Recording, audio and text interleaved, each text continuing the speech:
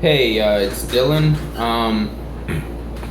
I don't have an audience right now. I've been going through some family troubles and stuff, and haven't had the time to get this stuff done. So, I'm gonna share with you my speech, and I hope y'all like it. Let's get started, man. Many of us have gotten into a little bit of trouble when we were younger. Might have talked too much in class, or taken a piece of candy from the store, or maybe we got in a little scuffle. Of course, we were most likely caught and punished. We paid for the consequences. We were grounded, put in timeout, or maybe we were spanked if the punishment warranted that. The point is, the punishment fit the severity of the crime most of the time. And that's how it should be. The punishment should always fit the severity of the crime, right? I mean, small crimes should give way to smaller punishments, and just like big crimes like rape, murder, torture should give rise to a bigger punishment. We can all agree on that.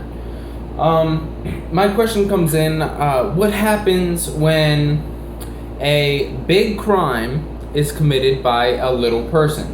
No, not those little people. I'm talking about juveniles. Youths who are under the age of 18. Today I'm going to discuss with you about juveniles who have committed serious crimes and whether or not they should be tried as an adult. We're going to investigate this topic together by going over aggravating and mitigating circumstances and the differences between juvenile courts and criminal courts. I'm going to throw in a few examples as well. Now, before we get started, I want y'all to know that my source comes from Professor Pogione. He used to be a juvenile court judge, and also the textbook, The Juvenile Justice System. I took that last semester and it was awesome, so I highly recommend it for anyone who is a criminal justice major or administration of justice. Definitely do that. So let's begin. I'll start by asking you a question. Which is worse? A man killing another man, or a man killing a baby? Now, both take a life, so I mean, it's a life. Both are a life being taken, so it should be the same, right? But it's not.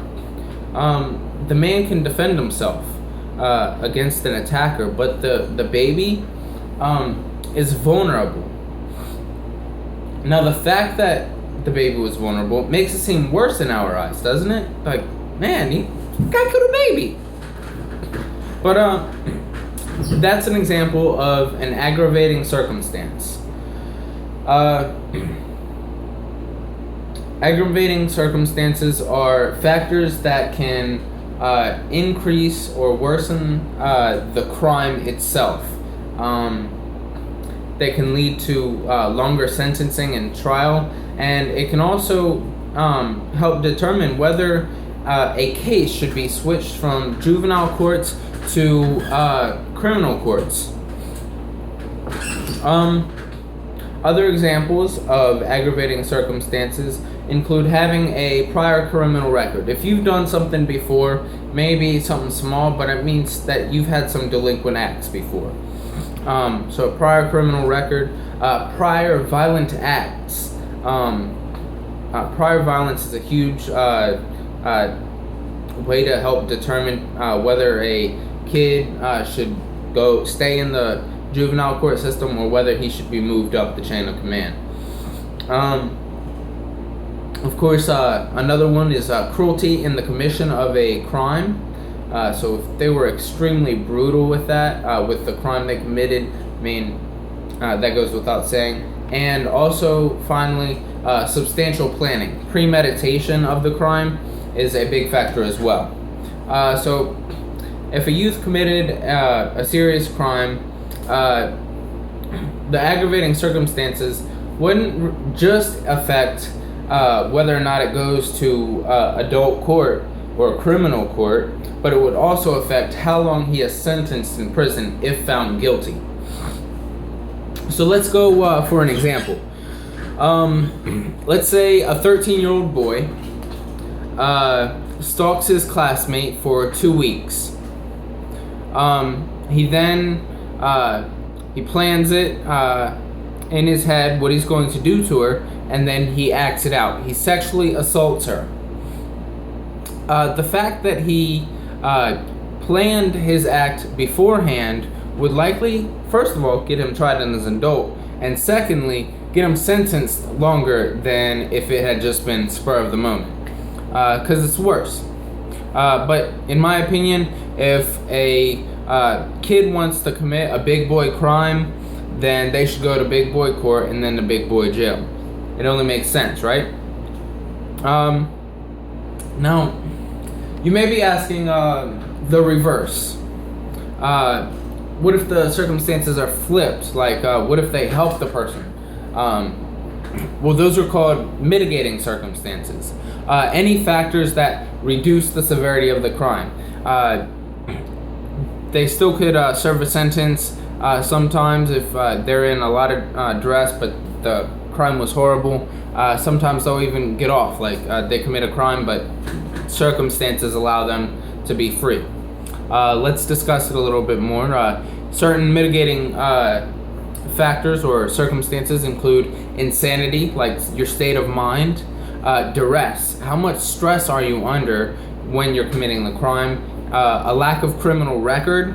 I mean, if you're a first-time offender, then they'll be a little bit more lenient whether or not to take you to adult court. But of course, if the crime is really heinous, then I mean, send them on through. And last but not least is self-defense. Let's go to the previous example. We'll go back to the 13-year-old boy. He stalks his classmate for 2 weeks, and he's about to sexually assault her. He grabs her, and she struggles, and the girl ends up killing the boy. Now, that's self-defense. We can all agree on that. There's no issue with that part.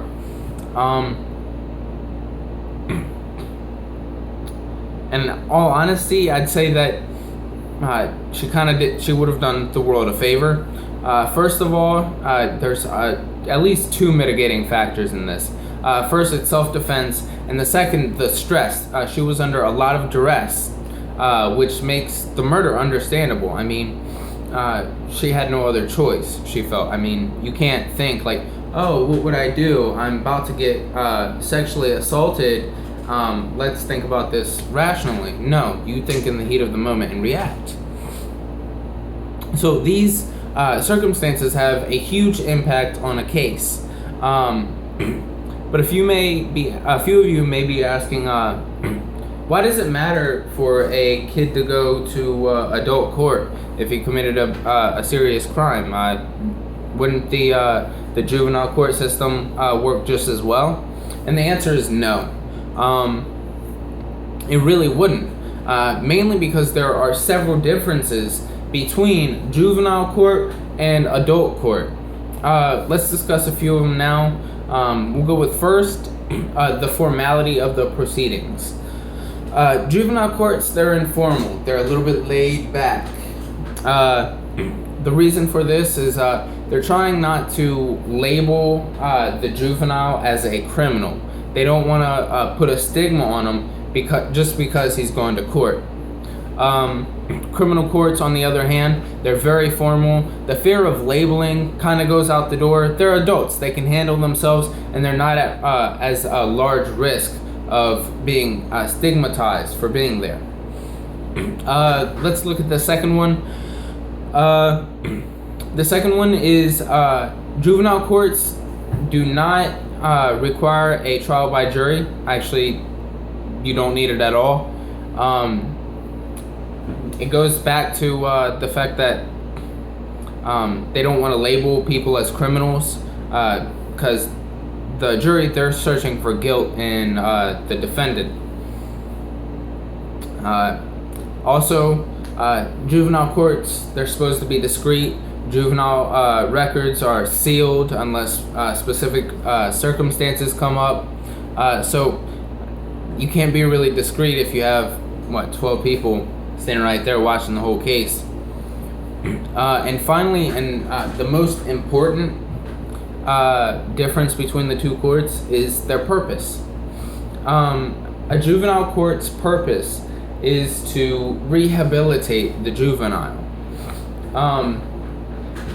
They want to find alternative programs, different ways for the youth to re-enter society and live normally.